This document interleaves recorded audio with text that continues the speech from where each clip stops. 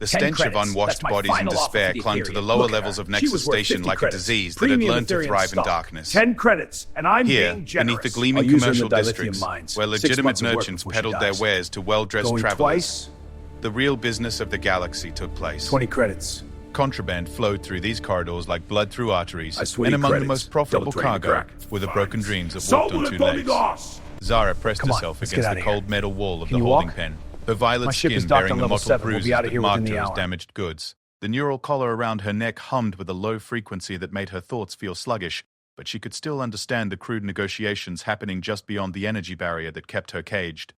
10 credits, the Vorthak trader spat, his mandibles clicking in disgust. That's my final offer for the Ethereum. Look at her, half dead, probably diseased, and those markings on her face mark her as exile caste. Even the brothels won't take damaged Ethereum stock. The slave dealer, a corpulent hut-like creature whose species Zara had never learned to identify, wheezed his displeasure. She was worth 50 credits when I bought her on Kepler 7. Premium Ethereum psychic stock, they said. Look at those bone ridges. Pure bloodline. Pure bloodline of what? Failure? The Vorthak's compound eyes glittered with cruel amusement. Her psychic abilities are burnt out. I can smell the neural scarring from here. 10 credits. And I'm being generous. I'll use her for manual labor in the dilithium mines. Might get 6 months of work out of her before she dies. Zara closed her eyes and tried to remember what it felt like to touch another mind, to feel the gentle whisper of thoughts that had once connected her to every living thing around her. The Ethereans were known across the galaxy for their empathic abilities, their capacity to heal emotional wounds and bring peace to troubled souls. She had been training to become a mind healer when the consortium forces arrived on her world. That felt like a lifetime ago. Before the camps, before the experiments, before they burned out her psychic pathways with neural disruptors and left her an empty shell of what she once was. The auction continued around her, but Zara had learned to let the words wash over her without meaning. She had been sold 17 times in the past 3 years. Each time her price dropped. Each time, her new owner found her more useless than the last. The neural collar made it impossible for her to access even the smallest fragment of her former abilities. But even if it were removed, she doubted anything remained to access. Going once, the dealer wheezed, his voice carrying across the crowded market. 10 credits for lot number 47, a steal for quality Ethereum stock. In the shadows beyond the auction platform, Marcus Chen watched the proceedings with the calculating gaze that had kept him alive through 3 tours of duty in the Frontier Wars. To casual observers, he appeared to be just another scavenger, looking for cheap labor. His worn jacket and weathered features suggested someone who scratched out a living in the gray zones between law and chaos. The carefully maintained beard covered most of the scars on his face, and his posture suggested someone who had learned to avoid attention through practiced anonymity. He was, in fact, the last thing anyone in this market would expect to encounter. A human. Not just any human, but a former naval intelligence officer who had spent the last 5 years operating in the deepest shadows of a galaxy that believed his entire species extinct. Marcus studied the girl on the auction platform with professional detachment, noting the signs of systematic abuse that marked her as a victim of the consortium's research programs. The neural collar was military grade, far more sophisticated than anything typically used on civilian slaves. The burn scars on her temples suggested neural interface procedures. Most telling of all were the small, precise puncture wounds along her spine where monitoring devices had been repeatedly inserted and removed. This wasn't just a slave. This was a test subject. Going twice? The dealer announced, his voice taking on the bored tone of someone ready to move on to more profitable merchandise. Marcus had been hunting the Ghost Protocol facilities for 3 years. These secret consortium research stations specialized in xenobiological experiments that pushed the boundaries of even the galaxy's flexible moral standards. The programs had supposedly been shut down after the public outcry following the Andorian incident, but Marcus knew better. They had simply moved deeper underground, become more careful about disposing of their evidence. Evidence that sometimes took the form of broken test subjects sold into slavery when their usefulness expired. He stepped forward from the shadows, his movement casual but purposeful. The dealer's eyes fixed on him with the practiced assessment of someone evaluating a potential customer's credit limit. 20 credits, Marcus said, his voice carrying easily across the suddenly quiet market. The Vorthak trader turned to stare at him, compound eyes reflecting the dim overhead lighting. What did you say, mammal? Marcus smiled, the expression not reaching his eyes. I said 20 credits. Double the current bid. The dealer's bloated features arranged themselves into what might have been surprise. 20 credits for damaged Ethereum stock. Sir, I should point out that this particular specimen has documented psychic ability loss, neural pathway damage. She's only suitable for basic manual labor. I understand the condition of the merchandise, Marcus replied, reaching into his jacket to produce a credit chip. The small device glowed softly as he activated it, displaying a balance that made several nearby observers take notice. 20 credits. Final offer. On the platform, Zara opened her eyes and stared at her unexpected bidder. There was something different about this one. His posture, his bearing, even the way he held his head spoke of training and discipline that marked him as former military. But more than that, something in his stance reminded her of the old stories her grandmother used to tell. Stories of the warrior species that had once challenged the consortium's expansion and paid the ultimate price for their defiance. It couldn't be. Humans were extinct. Everyone knew that. Sold, the dealer wheezed, clearly delighted by the unexpected windfall. Lot 47 to the gentleman in the back. Pleasure doing business with you, sir.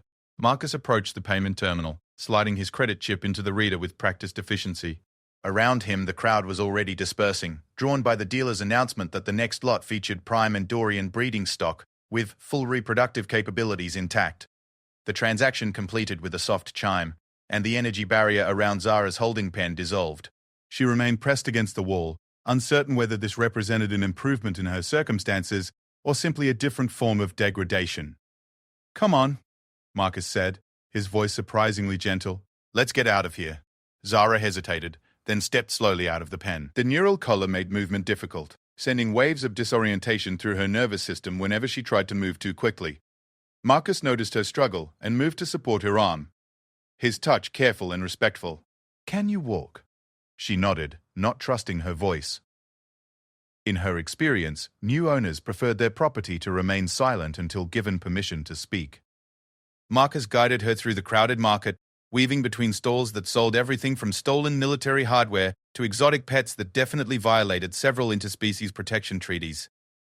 Zara caught glimpses of other transactions taking place in the shadows: weapons deals, drug exchanges, and worse things that she had learned not to think about too carefully. They reached a maintenance elevator that looked like it hadn't been serviced in decades. Marcus pressed his palm against a scanner hidden beneath a panel of rusted metal, and the doors slid open with a protesting screech. My ship is docked on level 7, he explained as the elevator began to climb. We'll be out of here within the hour. Zara risked a glance at his face. Are you going to tell me what you want from me? Marcus considered the question for a long moment. What I want, he said finally, is to help you remember who you used to be. The elevator shuddered to a stop, and the doors opened onto a docking bay that looked marginally more maintained than the levels below. Marcus led her across the metal grating toward a ship that immediately drew her attention. It was clearly human design, angular lines and efficient engineering that spoke of a civilization that valued function over aesthetics. She had seen pictures of human vessels in historical databases, but never expected to see one in active service. You're human, she said, the words escaping before she could stop them. Marcus paused at the ship's airlock, his hand hovering over the access panel. Very few people would recognize the design elements anymore. What gave it away? The stories my grandmother told me. Before the consortium came to our world, she used to say that humans were the only species that built their ships like weapons, even when they were meant for exploration. Every line serves a purpose, nothing wasted. Your grandmother was a wise woman. Marcus activated the airlock, and the heavy door cycled open with a hiss of pressurizing air. What else did she tell you about humans? Zara stepped into the airlock, feeling the scanner beams examine her from head to foot. She said that humans were the only species that ever fought the consortium to a standstill, that it took the combined fleets of 12-member worlds to destroy Earth, and that some humans escaped and scattered to the far reaches of space, waiting for their chance to return. The inner airlock door opened, revealing a ship's interior that was clean, well-maintained, and obviously modified far beyond its original specifications. Military-grade sensors lined the corridors, and Zara could see weapon systems that definitely hadn't come from any legitimate supplier. What else? Marcus asked, leading her toward what appeared to be the ship's medical bay. She said that humans never forgot their friends or forgave their enemies. Zara paused in the doorway of the medical facility, taking in the sophisticated equipment that filled the small space, and that when they finally returned, the galaxy would remember why it had taken so much to destroy them in the first place. Marcus gestured for her to sit on the examination table. Your grandmother sounds like she understood humans better than most. He moved to a control panel and began activating various medical scanners. I need to examine the mural collar. The removal process can be dangerous if not done properly. Zara submitted to his examination, trying not to flinch as sophisticated sensors mapped the device that had been her constant companion for 3 years. On the screens around the room, complex diagrams appeared showing the collar's integration with her nervous system. This is military hardware, Marcus muttered, his expression darkening as he studied the readouts. Ghost protocol design. Where did they have you imprisoned? I don't know, Zara admitted. They kept us sedated during transport. I remember being taken from the refugee camp on Kepler 7, then waking up in a laboratory. White walls, no windows. They called it Research Station Omega 7. Marcus went very still. Omega 7 was destroyed 6 months ago. Complete orbital bombardment. The consortium claimed it was a terrorist attack by extremist groups. Maybe it was, Zara said quietly. I remember explosions, alarms, guards running.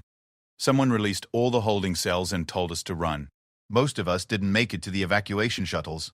The ones who did were sold into slavery to cover the evidence trail, Marcus concluded, his voice carrying a cold anger that made Zara look at him more closely. There was something in his eyes that reminded her of the old stories about human warfare, a capacity for controlled violence that other species found deeply unsettling.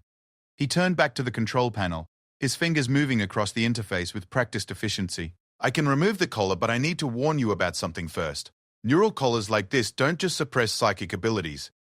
They actively damage the neural pathways they're designed to control. Even after removal, there's no guarantee that your abilities will return. Zara felt something she hadn't experienced in years. Hope. It was a small, fragile thing, but it was enough to make her voice stronger when she replied, I understand, but I'd rather be free and broken than whole and enslaved. Marcus smiled, and this time the expression reached his eyes. Now you're starting to sound like a human. The collar removal took 3 hours. Marcus worked with the careful precision of someone who had performed similar procedures before, using a combination of medical nanites and microsurgery to disconnect the device from her nervous system without causing additional damage. Zara drifted in and out of consciousness as the anesthetics did their work, her dreams filled with half-remembered images of her homeworld and the family she had lost. When she finally woke, the first thing she noticed was the absence of the collar's constant hum. The neural static that had clouded her thoughts for years was gone, leaving her mind feeling startlingly clear. The second thing she noticed was that she could feel Marcus's emotions as he worked at a nearby console. Not clearly, her psychic abilities were still severely damaged, but she could sense his underlying determination and something else that surprised her. Grief. Deep, abiding grief that spoke of losses too great to easily bear. You lost someone, she said, her voice rusty from disuse. Marcus looked up from his work, unsurprised by her observation. Everyone lost someone in the war. The question is what we do with that loss. What are you doing with yours? Marcus saved his work and turned to face her fully. I'm collecting evidence. The Ghost Protocol program supposedly ended with the war, but they've actually expanded. The consortium has been conducting illegal experiments on refugees, testing new forms of neural control and psychic suppression. They're preparing for something. Preparing for what? The return of species they thought they had eliminated. Marcus moved to a storage locker and retrieved a datapad, which he handed to her. I've been tracking the survivors of 17 research facilities. Most of the test subjects were killed to cover the evidence, but some were sold into slavery like you were. I buy them when I can find them. Zara looked at the datapad, scrolling through files that contained photos and brief descriptions of dozens of individuals from various species. All bore the signs of systematic abuse and experimentation. What happens to them after you buy them? I help them remember who they were before the consortium broke them. Sometimes that means medical treatment, sometimes it means finding their surviving family members. And sometimes, his voice took on a harder edge, it means teaching them to fight back. Zara felt the ship's engines come online, a subtle vibration that spoke of departure from Nexus Station. Through the small viewport, she could see the stars beginning to move as Marcus guided them away from the trading post. Where are we going? Somewhere safe. A place where you can heal and decide what you want to do next. Marcus paused, studying her face carefully. But I should warn you, once you start down this path, there's no going back to being a victim. The consortium doesn't forgive, and they don't forget. If you help me gather evidence against them, you become a target. Zara thought about the years of pain and degradation, the systematic destruction of everything that had once made her who she was. She thought about the other test subjects who hadn't been fortunate enough to escape, and she thought about her grandmother's stories of humans who never forgot their friends or forgave their enemies. "Good," she said, and for the first time in years, she smiled. "I wouldn't want them to forget me." 3 days into their journey, Zara discovered that Marcus Chen was not the only survivor aboard his ship. What she had initially taken for a modified cargo vessel revealed itself to be a sophisticated mobile operations center, its hull lined with sensor-blocking materials that made it virtually invisible to long-range detection. The first sign that she wasn't alone came during her second night aboard, when she woke to the sound of voices speaking in hushed tones near the ship's common area. Careful investigation revealed that Marcus was speaking with someone via encrypted communication, his words too quiet to make out, but his tone suggesting the kind of operational briefing she remembered from her brief exposure to consortium military procedures. When she emerged from her quarters the next morning, she found a second passenger waiting in the galley. The woman was clearly Andorian, her blue skin bearing the ritual scarification that marked her as a former member of the Imperial Guard, but her left arm had been replaced with sophisticated cybernetic prosthetics that hummed softly as she prepared what smelled like actual coffee. "You must be Zara," the Andorian said, not turning from her work.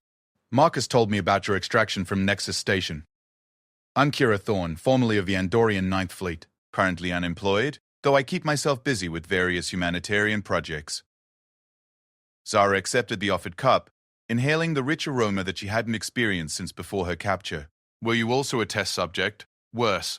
I was the commanding officer who led the strike force that destroyed Research Station Theta Prime." Kira's expression darkened as she settled into a chair across from Zara.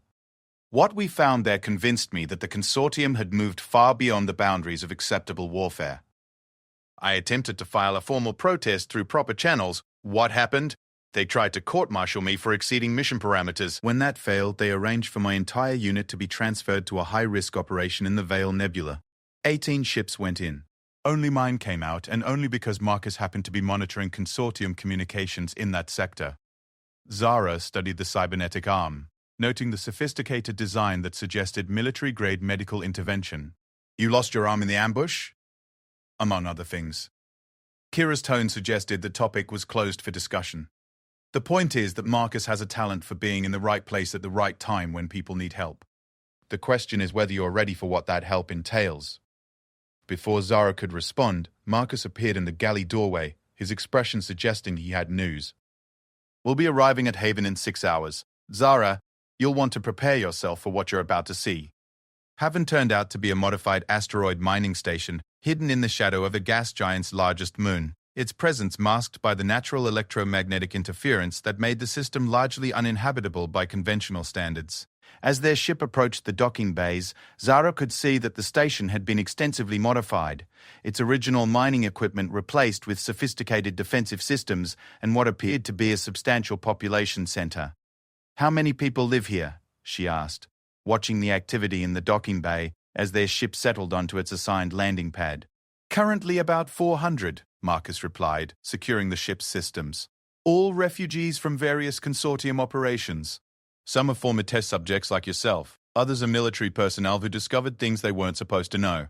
A few are civilians who got caught in the wrong place at the wrong time. The airlock cycled open to reveal a reception committee that defied easy categorization. The group included species Zara recognized and several she didn't, but all bore the distinctive signs of individuals who had been through systematic trauma and emerged changed by the experience.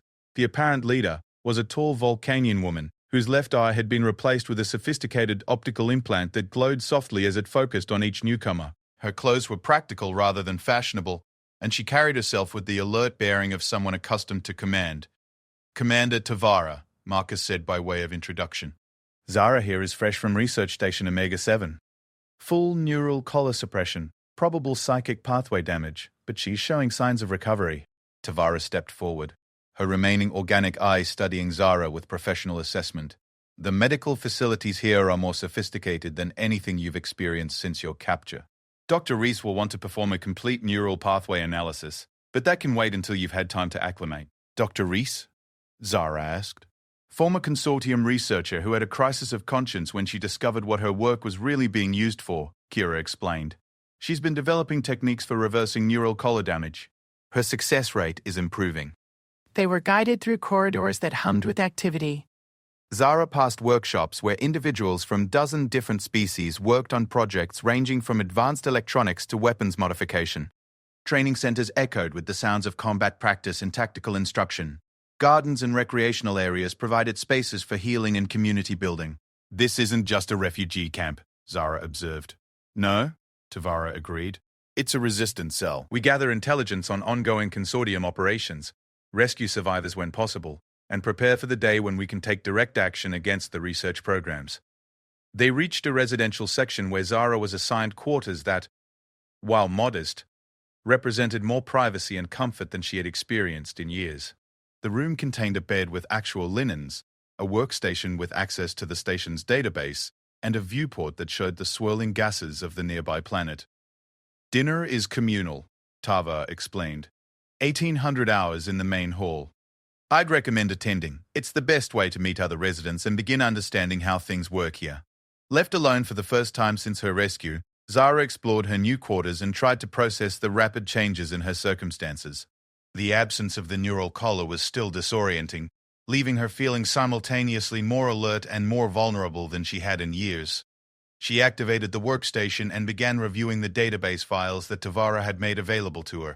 What she found there painted a picture of consortium operations that went far beyond anything she had imagined during her time in captivity. The Ghost Protocol programs had not ended with the official termination announcements. Instead, they had been restructured and expanded, moving from centralized research stations to a distributed network of smaller facilities that were harder to detect and destroy.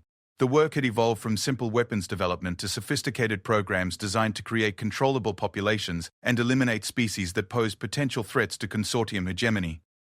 The files contained detailed intelligence reports on facilities throughout the galaxy, many of which were conducting experiments on refugees and prisoners of war. The scale of the operation was staggering. Hundreds of thousands of individuals from dozens of species had been subjected to various forms of neural modification, genetic alteration, and psychological conditioning. But perhaps most disturbing were the intelligence reports suggesting that the programs were approaching some kind of culmination. Resource allocation patterns indicated that the consortium was preparing for a major operation, something that would require the deployment of large numbers of modified individuals with suppressed free will and enhanced compliance programming. A soft chime indicated that dinner time was approaching. Zara saved her research and made her way to the main hall, which turned out to be a large communal space that served multiple functions. Tonight, it was configured for dining, with tables arranged to accommodate small groups while maintaining the ability to address the entire community. The meal was simple but well prepared, featuring foods from multiple worlds prepared in ways that respected different cultural dietary requirements. Zara found herself seated with a mixed group that included a Tellarite engineer who had escaped from a weapons development facility, a young Betazoid whose telepathic abilities had been permanently damaged by experimental procedures, and an elderly human woman who introduced herself simply as Dr. Sarah. "You're human," Zara said, unable to hide her surprise. "Doctor—" Sarah smiled, her weathered features speaking of a life that had included both significant hardship and moments of joy. One of about 30 survivors currently known to be alive. We're a hardy species, but not quite as extinct as the consortium would prefer to believe. How did you survive the war? I was serving as a medical officer aboard a deep space exploration vessel when Earth fell. We were so far from home that it took 3 years for news of the destruction to reach us. By then, the hunt for human survivors was in full swing, Doctor. Sarah's expression grew distant. We scattered. Some tried to return to fight. Others went into hiding among sympathetic populations. A few of us decided that the most important thing was to preserve human knowledge and continue our work. What kind of work? Originally, xenobiology and comparative medicine. But circumstances have forced me to specialize in neural trauma and recovery therapy. Dr. Sarah studied Zara's face carefully. Marcus mentioned that you're showing signs of psychic recovery. That's actually quite rare with neural collar survivors. Is that good or bad? It's hopeful. Most collar victims never recover any significant psychic function, even years after removal. The fact that you're regaining sensitivity suggests that your natural abilities were strong enough to maintain some level of function, even under suppression. After dinner, Zara found herself in the station's observatory, a dome-shaped chamber that provided an unobstructed view of the surrounding space. The gas giant dominated the view, its swirling atmosphere lit by the distant sun and punctuated by the occasional flash of lightning in the upper cloud layers. Marcus joined her there, carrying 2 cups of the tea that seemed to be the station's preferred evening beverage. They stood in comfortable silence for several minutes, watching the cosmic display outside. "How long have you been building this?" Zara asked eventually. "Haven has been operational for about 2 years, but the network of safe houses and rescue operations has been growing for 5 years. Marcus sipped his tea thoughtfully. "It started small, just me and a few contacts trying to extract specific individuals from bad situations. But as we learned more about the scope of the Ghost Protocol programs, it became clear that a larger response was necessary." "How many people have you rescued?" "Direct extractions? About 60. But we've provided intelligence and support for operations that have freed hundreds more. The real work, though, is what happens after the rescue." Zara turned to study his profile. "What do you mean? Survival is just the beginning. Most of the people we bring here have been so thoroughly broken that simply removing them from captivity isn't enough. They need time to heal, purpose to focus on, and most importantly, they need to remember that they have choices." "Is that what this is about? Giving people choices?" Marcus smiled, but it was a cold expression that reminded Zara of her grandmother's warnings about human capacity for controlled violence, among other things. "The Consortium's greatest weapon isn't their fleet strength or their advanced technology. It's their ability to convince people that resistance is futile. They've built a galaxy where most species accept oppression as the natural order of things. But humans never accepted that. No, we didn't. And that's why they tried so hard to eliminate us completely." Marcus's voice carried undertones that spoke of personal loss and carefully controlled anger. "But they made a mistake. They assumed that destroying our homeworld would break our spirit. Instead, it freed us from the constraints of defending fixed positions and allowed us to become something they never expected, which is patient." Marcus turned to face her directly. "The Consortium thinks in terms of immediate tactical advantage. Humans think in terms of strategic campaigns that might take generations to complete. We're willing to wait, to plan, to sacrifice immediate gratification for long-term victory." Zara felt a chill that had nothing to do with the temperature in the observatory. "What kind of long-term victory? The kind that ensures no other species ever has to endure what happened to Earth, or what happened to you?" Marcus's expression softened slightly. "But that's a conversation for later, after you've had time to heal and decide what kind of future you want to build." Over the following weeks, Zara began to understand the true scope of the community that had formed around the resistance movement.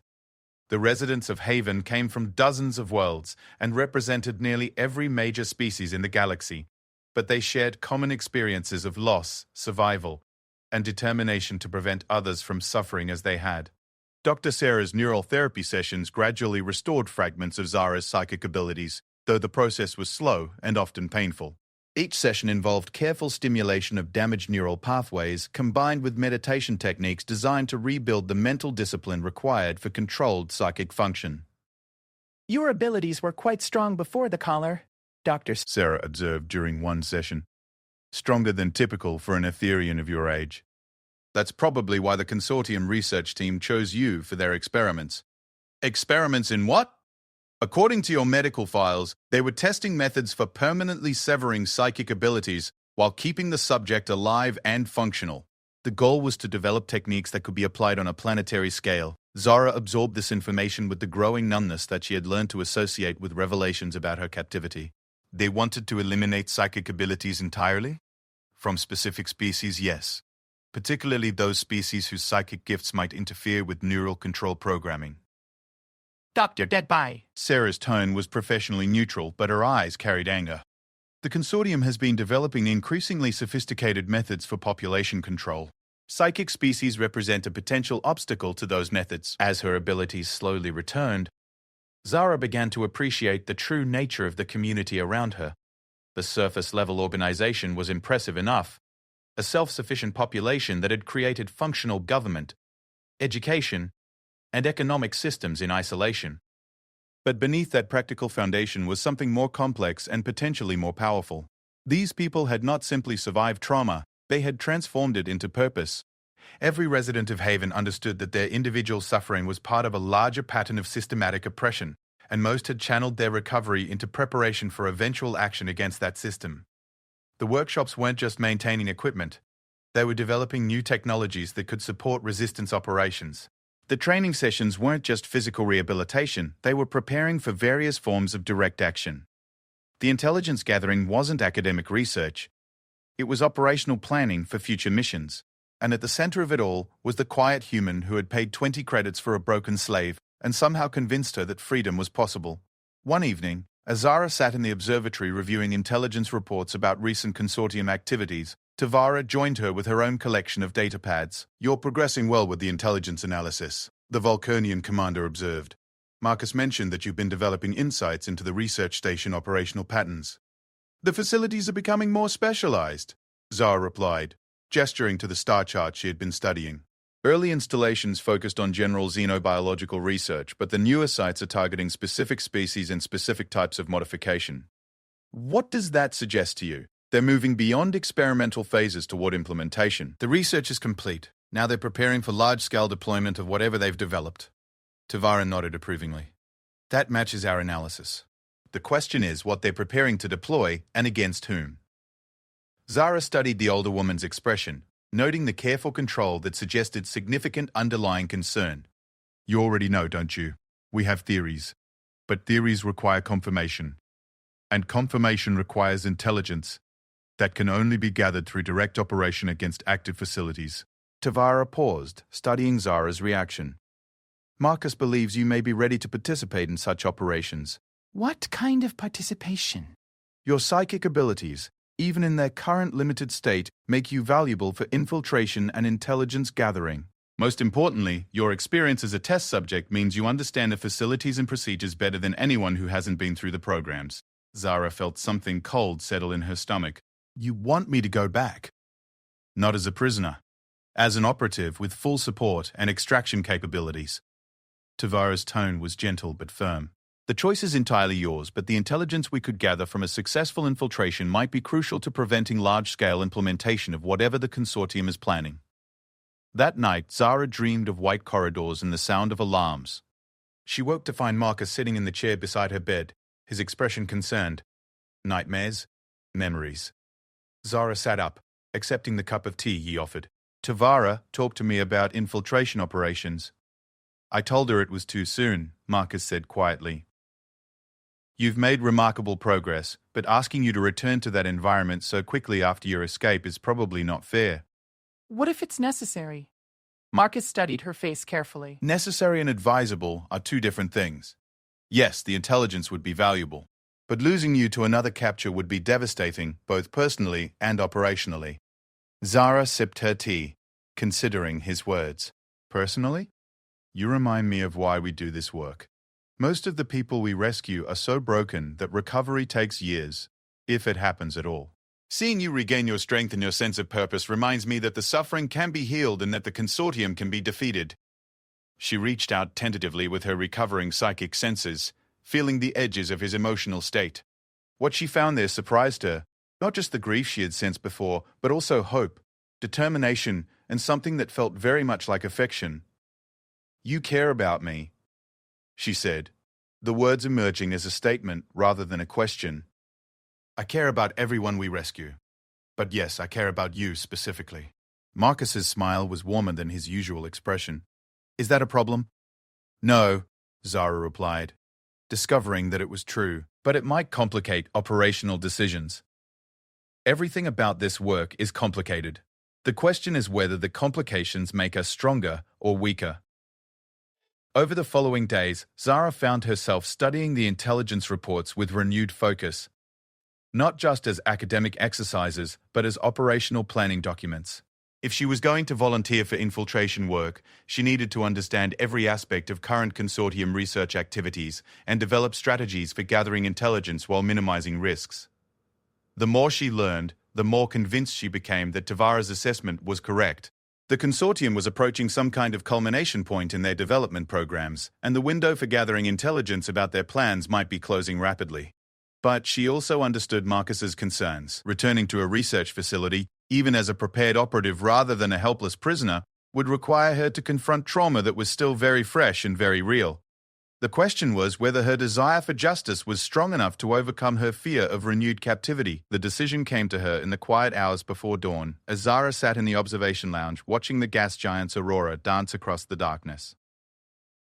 Her psychic abilities had recovered enough to sense the emotional undercurrents of the station's population, and what she felt there was a mixture of hope and barely contained rage that reminded her of a weapon being carefully prepared for use. These people had been broken by the Consortium's systematic cruelty, but their suffering had forged them into something the galaxy's oppressors had never anticipated. They were no longer victims. They were survivors with purpose, skills, and most importantly, nothing left to lose. Marcus found her there as the artificial dawn began to brighten the lounge's lighting systems. He carried 2 cups of coffee and the data pad that contained the latest intelligence reports from across the galaxy. New information came in during the night cycle, he said, settling into the chair beside her. Research Station Alpha 9 has increased its security protocols and begun what appears to be final preparation phases for a major operation. Zara accepted the coffee and reviewed the intelligence summary. Alpha 9 was one of the newest facilities built in a system that provided easy access to major shipping lanes while remaining officially uninhabited.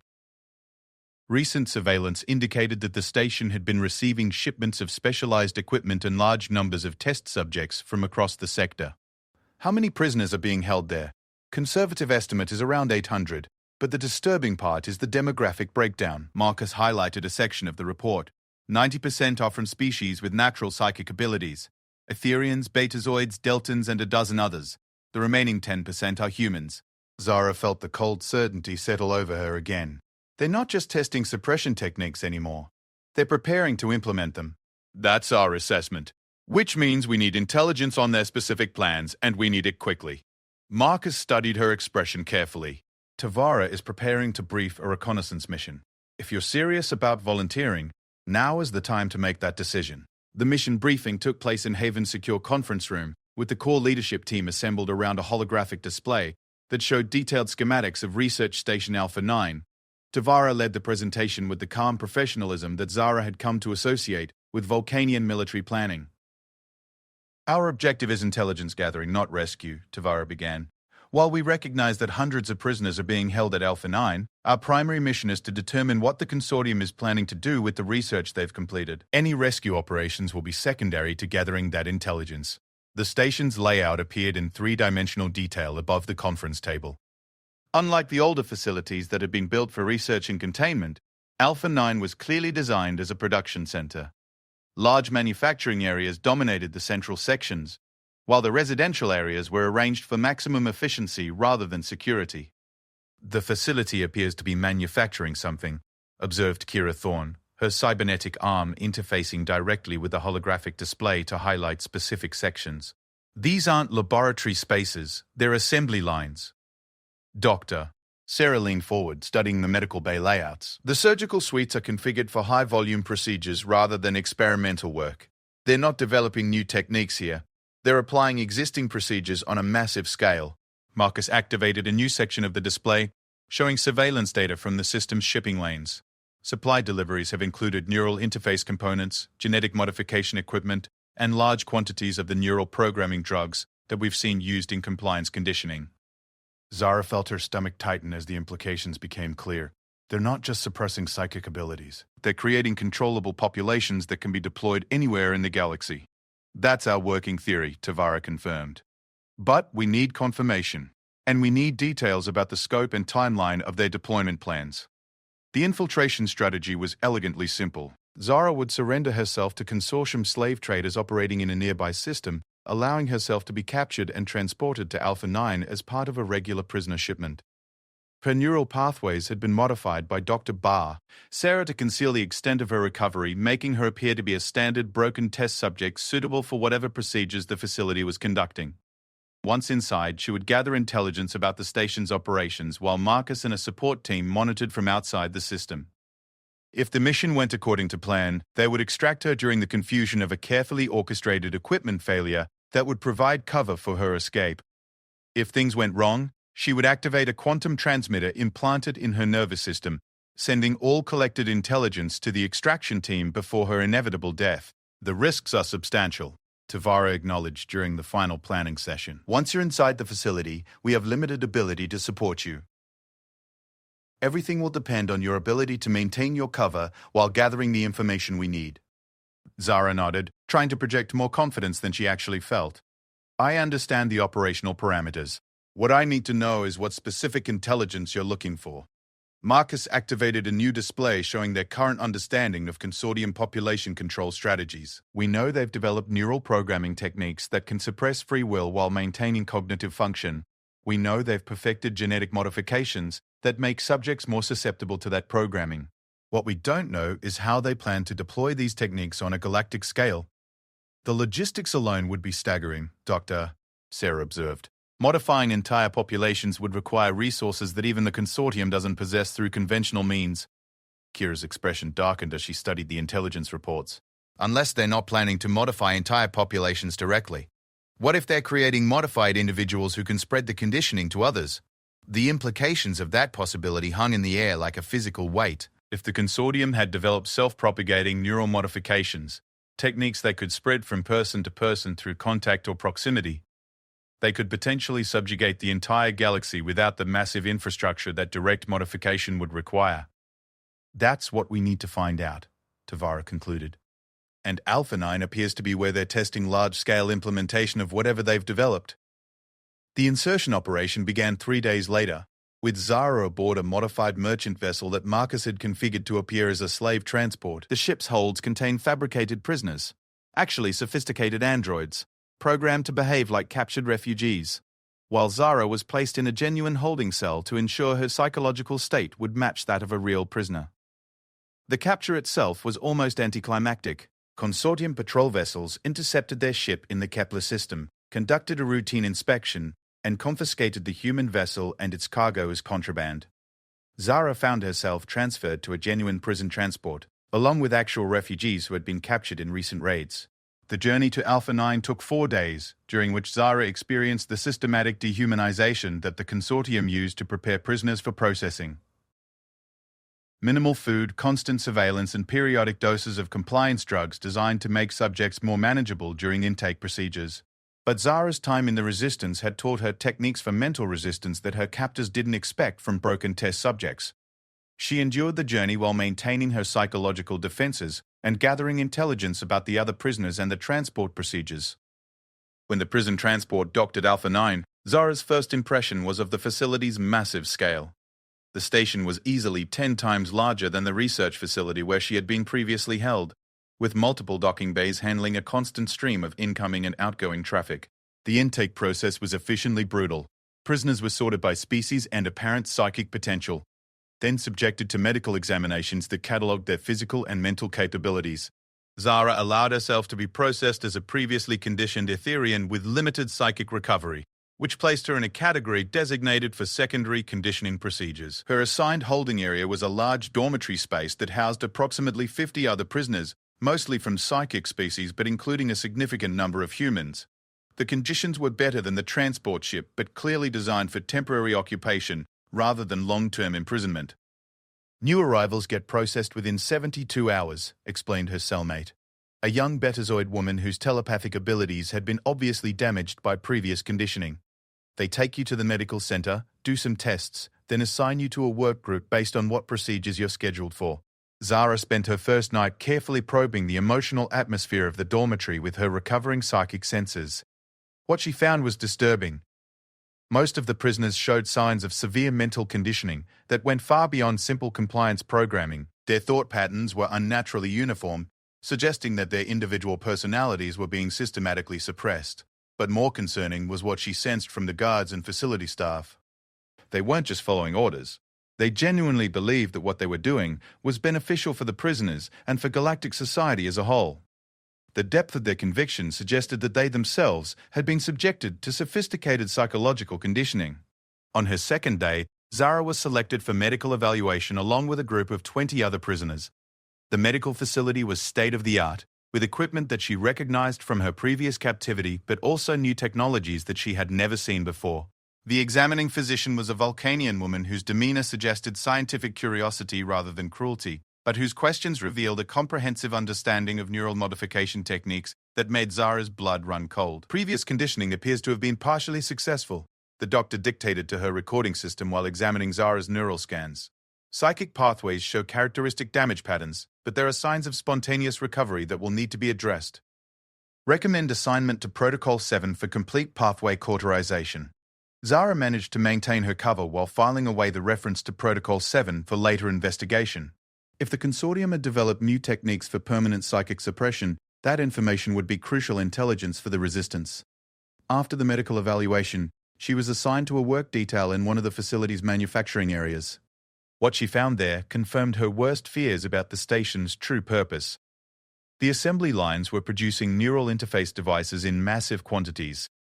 Not the research prototypes she had seen in earlier facilities, but refined, standardized units designed for mass deployment. Each device was barely larger than a grain of sand but contained sophisticated neural programming systems that could be implanted without surgical procedures. Production target is 50,000 units per day, explained the work detail supervisor, a modified human whose personality showed clear signs of conditioning. These will be deployed throughout the sector as part of the new Population Stability Initiative.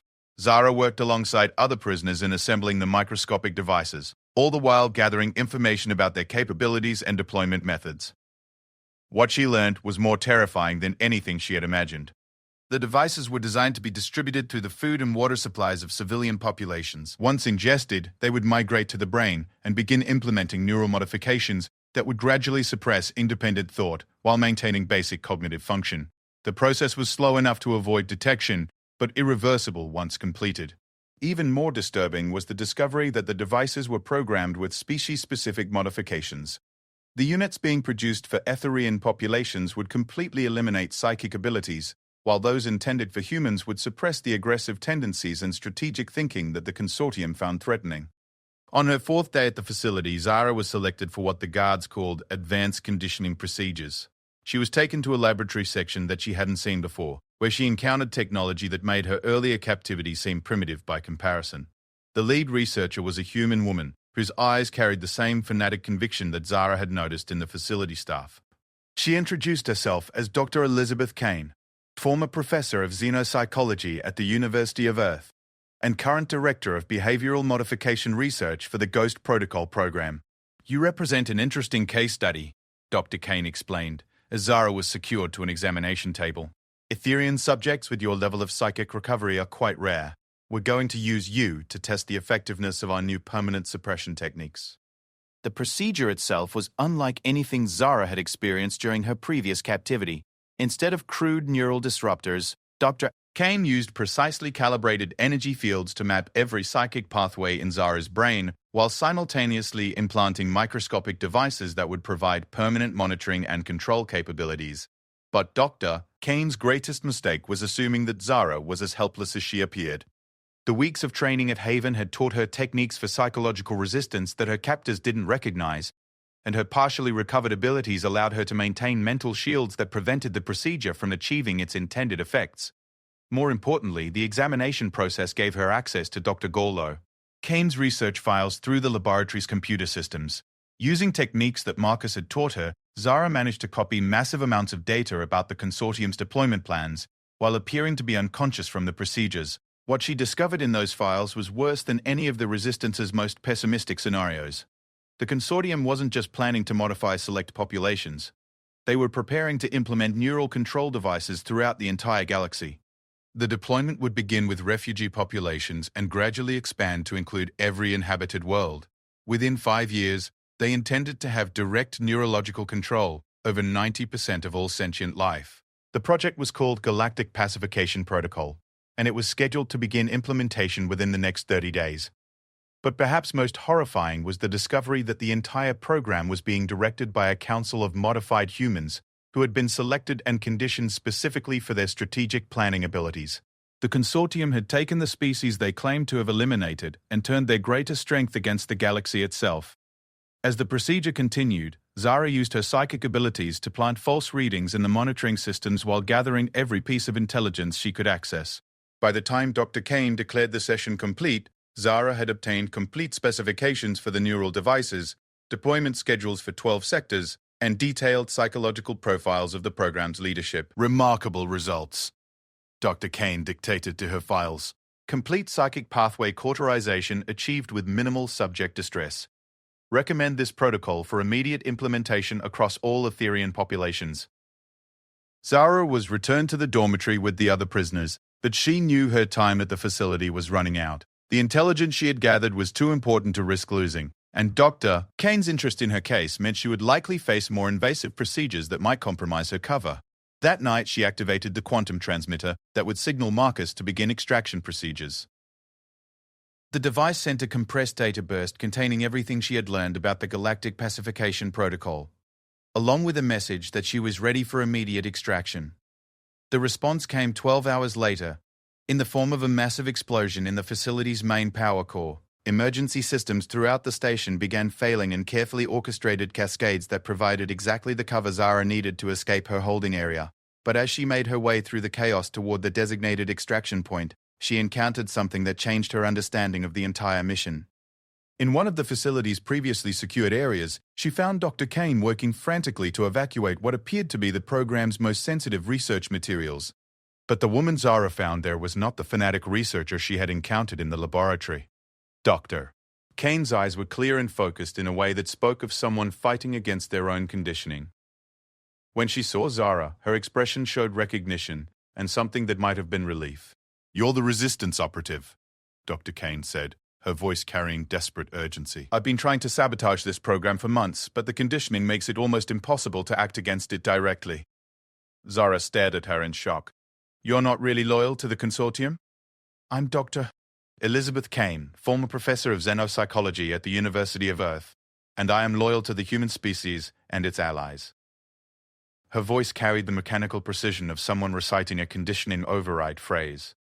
"I was captured during the evacuation of Earth and subjected to behavioral modification, but the conditioning was imperfect. I've retained enough free will to recognize what they're planning and to work against it when possible. What do you need from me?" Dr. Kane handed her a data storage device that glowed with security encryption, complete specifications for reversing the neural devices along with chemical formulations that can neutralize them. "If your resistance can distribute this information, the Galactic Pacification Protocol can be stopped." The sound of approaching security forces echoed through the corridor. "Doctor," Kane's expression shifted back toward the fanatic loyalty that had characterized her earlier behavior, but she managed to maintain enough control to point Zara toward a maintenance access that would lead to the extraction point. "Go," she said, her voice beginning to carry the mechanical tones that indicated her conditioning was reasserting itself. "And remember that not everyone who serves the consortium does so willingly. Some of us are still fighting from the inside." Zara reached the extraction point just as Marcus's team breached the station's outer hull. The rescue was clean and efficient, exactly the kind of operation she had come to expect from the humans' tactical planning. Within minutes, she was aboard their extraction vessel and headed back toward Haven with intelligence that could change the course of the Galactic War. But as she reviewed the data that Dr. Kane had provided, Zara realized that their victory would be temporary unless they could address a larger problem. The consortium hadn't just developed weapons to control populations, they had systematically corrupted individuals from every species and turned them into unwilling agents of oppression. The war against the Galactic Pacification Protocol would not just be a battle for freedom. It would be a campaign to liberate the minds of those who had been turned against their own kind, including the brilliant scientists and military leaders who had been transformed into instruments of the very system they had once opposed. As their ship jumped to hyperspace, carrying intelligence that could save billions of lives, Zara found herself thinking about Dr. Tugger, Kane's desperate fight against her own conditioning. The real enemy wasn't just the consortium's leadership. It was the systematic destruction of free will itself. And defeating that enemy would require more than intelligence gathering or tactical operations. It would require finding ways to restore the capacity for independent thought to entire populations that had been programmed to accept oppression as natural law. The Resistance had won a crucial intelligence victory, but the real war was just beginning. The intelligence from Alpha 9 spread through the Resistance network like wildfire, carried by encrypted quantum transmissions to safe houses and Resistance cells scattered across 24 systems. Within 72 hours of Zara's extraction, every major Resistance leader in the galaxy had access to the complete specifications of the Galactic Pacification Protocol and the technical data needed to counter it. The response was immediate and coordinated. Dr. Sarah worked around the clock to synthesize the neutralization compounds that Dr. followed. Kane had provided, while Kira Thorne began planning simultaneous strikes against production facilities throughout the sector. Tavara coordinated intelligence gathering to identify the locations where neural devices had already been deployed, and Marcus oversaw the development of distribution networks that could deliver countermeasures to affected populations. But it was Zara who recognized the deeper implications of what they'd discovered. We're treating the symptoms instead of the disease, she observed during a strategy meeting in Haven's command center. Even if we stop the Galactic Pacification Protocol and neutralize the devices that have already been deployed, the fundamental problem remains unsolved. Marcus looked up from the tactical displays he had been studying. What fundamental problem? The Consortium's greatest weapon isn't their technology, it's their ability to convince people that resistance is futile. Zara activated a holographic display showing the psychological profiles she had compiled during her weeks of intelligence analysis. They've created a galaxy where most species accept oppression as the natural order of things, where questioning authority is viewed as dangerous extremism, and where the very concept of individual freedom has been systematically devalued. Tavara nodded slowly, her expression thoughtful. You're suggesting that even if we defeat this specific protocol, the conditions that allowed its development will remain in place? Exactly. The consortium didn't emerge in a vacuum. It succeeded because most of the galaxy's population was already conditioned to accept authoritarian control. They've been implementing subtle versions of the Galactic Pacification Protocol for decades, using education, media, and social pressure instead of direct neural modification. Doctor. Sarah leaned back in her chair, studying the data with renewed interest. That would explain why the resistance has remained so small despite the scope of the Consortium's crimes. Most people genuinely believe that the current system serves their interests. Kira's cybernetic arm interfaced with the tactical displays, highlighting population centers throughout the sector. If that's true, then military victory against the Consortium's forces won't be sufficient. We need to address the psychological conditioning that keeps populations compliant. Marcus was quiet for a long moment, his expression carrying the thoughtful intensity that Zara had learned to associate with his strategic planning. When he finally spoke, his voice carried undertones that reminded her of the old stories about human strategic thinking. You're talking about more than a military campaign, he said. You're talking about a revolution in consciousness itself. Over the following days, the Resistance's focus began to shift from purely tactical operations to a more comprehensive strategy that addressed the psychological foundations of the Consortium's power. The technical countermeasures against the neural devices remained important, but they were now understood as part of a larger campaign to restore the capacity for independent thought throughout the galaxy.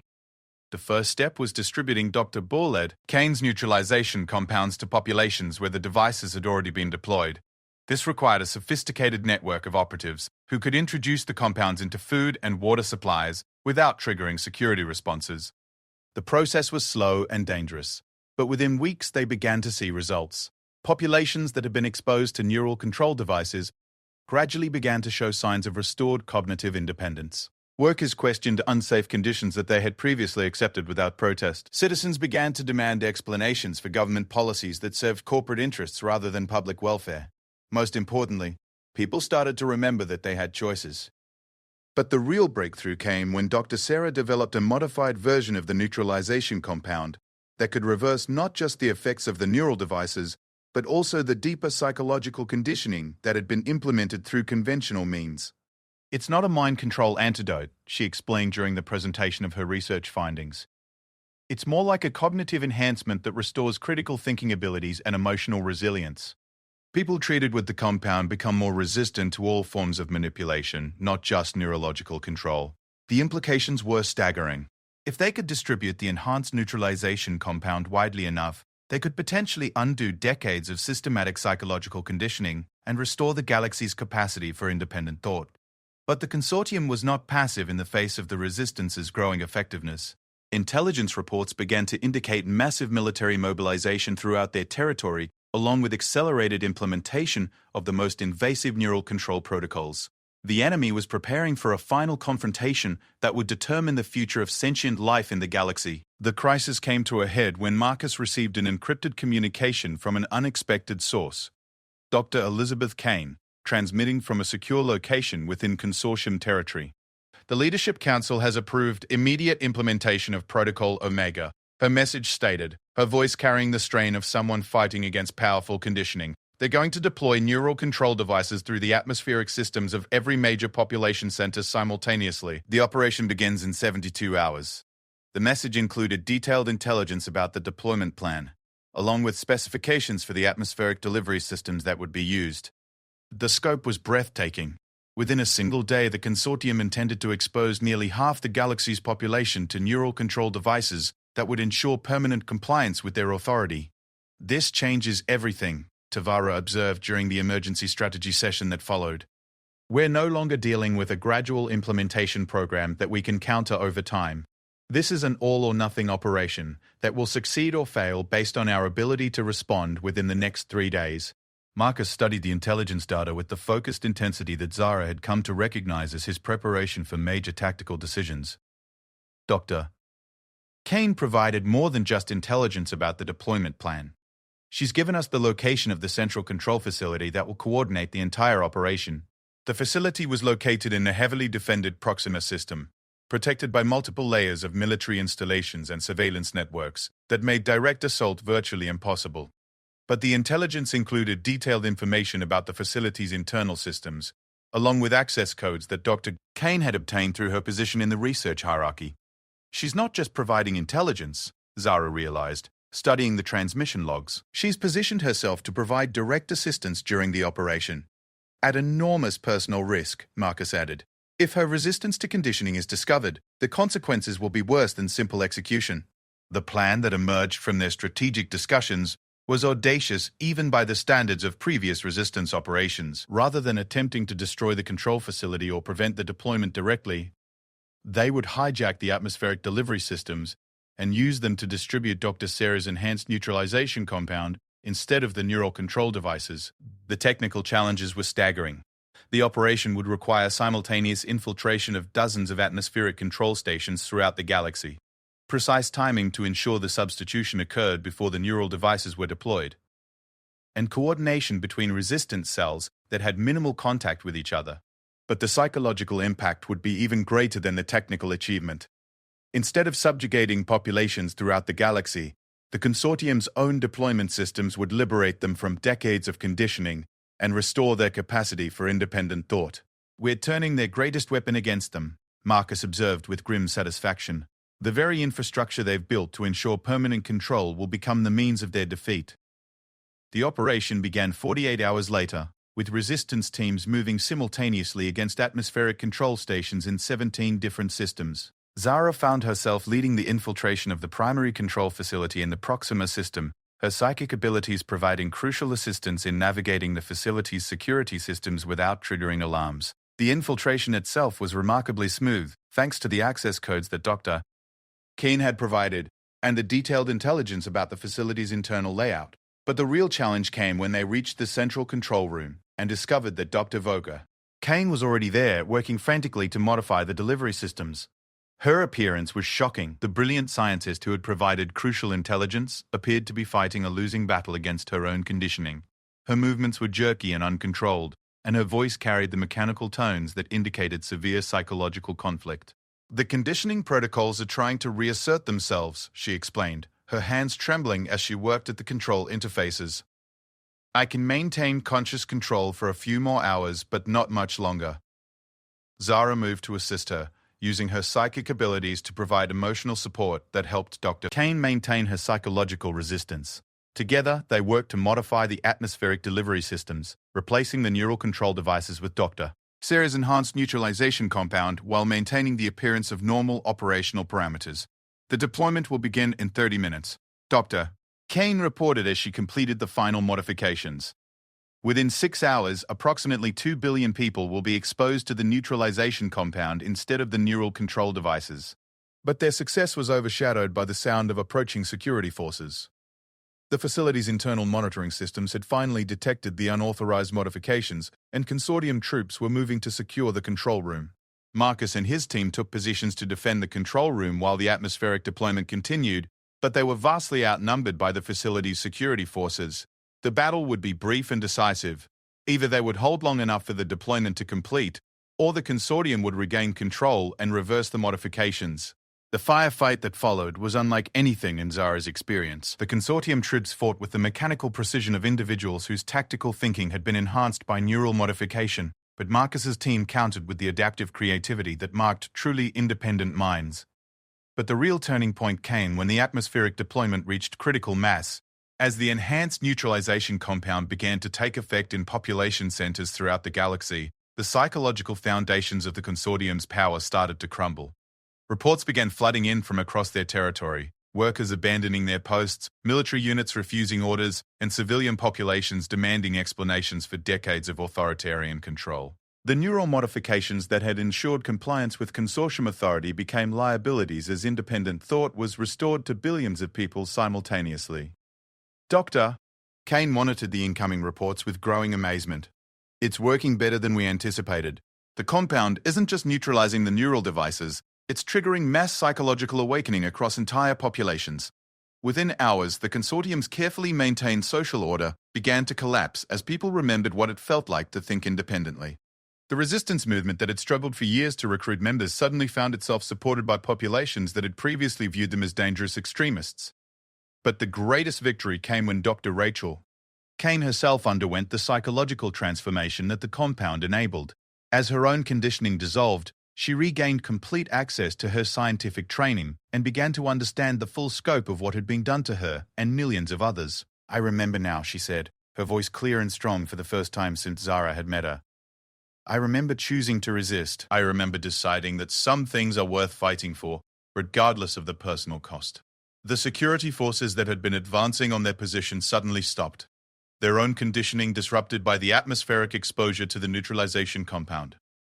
Within minutes, most of them had abandoned their posts, choosing to return to families and lives that they were remembering for the first time in years. The operation was a complete success, but its implications extended far beyond the immediate tactical victory. The consortium's power structure depended on the compliance of populations that were no longer willing to accept oppression as natural law. Throughout the galaxy, people were beginning to remember that they had choices, that authority could be questioned, and that freedom was worth fighting for. But the most profound change was in the resistance movement itself. What had begun as a small network of survivors and outcasts had become a galaxy-wide coalition of individuals who had chosen to reclaim their capacity for independent thought. As they prepared to leave the control facility, Zara realized that her journey from broken slave to resistance operative had paralleled a larger transformation in galactic consciousness. The same process of recovery and awakening that had restored her psychic abilities and sense of purpose was now occurring on a scale that encompassed billions of lives. What happens now? She asked Marcus as their extraction ship lifted off from the Proxima system. Marcus smiled, his expression carrying a hope that she had never seen in him before. Now we rebuild. Not just the resistance, but the entire foundation of galactic civilization. We create something based on the principle that every sentient being has the right to think independently and choose their own path. Dr. Kane, now fully recovered from her conditioning, added her own perspective. The technical knowledge exists to ensure that neural control devices can never again be used against unwilling populations. But more importantly, the psychological techniques we've developed can be used to help entire species recover from systematic conditioning and oppression. As their ship jumped to hyperspace, carrying them toward a galaxy where freedom was once again possible, Zara felt the full restoration of her psychic abilities for the first time since her capture. But more than that, she felt the presence of billions of minds that were awakening to their own capacity for independent thought and choice. The Resistance had won more than a military victory. They had restored the galaxy's capacity to resist tyranny and embrace the difficult but essential work of building a truly free civilization. The war against oppression was far from over, but for the first time in decades, the balance had shifted decisively in favor of those who believed that freedom was worth fighting for.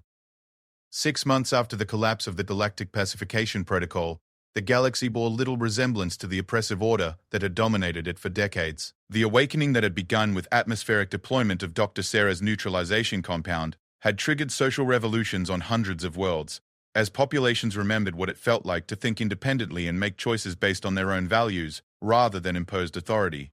Zara stood on the observation deck of New Haven Station, watching construction crews from a dozen different species work together to build something unprecedented in galactic history. A truly cooperative civilization based on mutual respect and shared commitment to individual freedom. The station itself was 10 times larger than the original Haven, built in open space rather than hidden in the shadows, a symbol of the resistance movement's transformation from desperate survival to confident rebuilding. The Betazoid delegation has agreed to the telepathic privacy protocols, Marcus reported, joining her at the viewport with his usual collection of status reports and diplomatic updates. That makes 47 species that have formally endorsed the Charter of Individual Rights. The Charter had emerged from months of careful negotiation between representatives from across the galaxy, all of them working to create legal and social frameworks that would prevent the rise of another authoritarian system, like the Consortium. The document was revolutionary not just in its specific provisions, but in its fundamental assumption that all sentient beings possessed inherent rights that could not be violated by governments, corporations, or military organizations. Any word from the Vulcanian Science Council about the neural monitoring proposals? Zara asked, reviewing the reports on her own datapad.